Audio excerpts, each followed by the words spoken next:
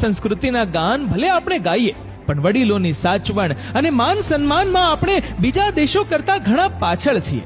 આજે તમે જાણતા જ હશો કે 80% બુઢા મા બાપને જમવા માટે અલગ બેસાડાય છે.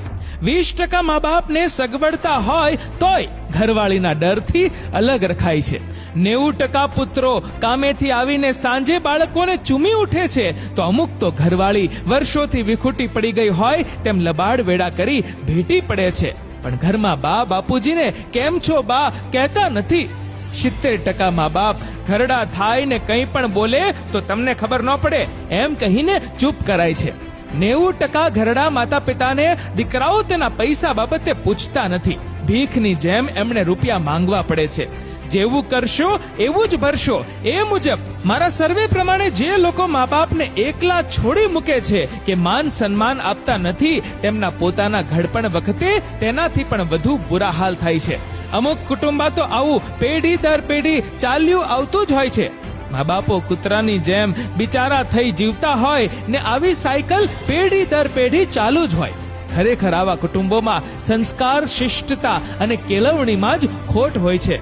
સમજો, વિચારો યુવાનો, 60 વર્ષ પતિ પત્ની સાથે રહીને જ્યારે તેમાંથી એકાદ સ્વર્ગે સિધાવે ને ત્યારે તેની જિંદગીમાં એકલતા વ્યાપી જાય.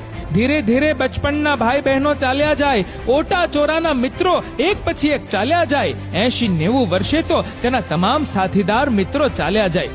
જેની સાથે જીવવું છે તે તમામ નવા.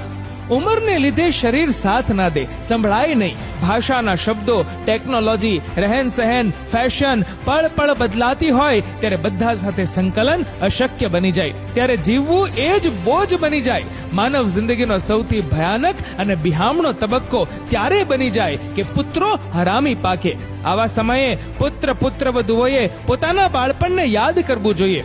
જન્મથી જ આપણને ખાતા, ચાલતા, બોલતા અને આ દુનિયામાં આટાપાટા જેને ખંત અને મહેનતથી શીખવ્યા હોય તેને જ્યારે જરૂર પડે ત્યારે આટલા બધા હલકટ વેડા.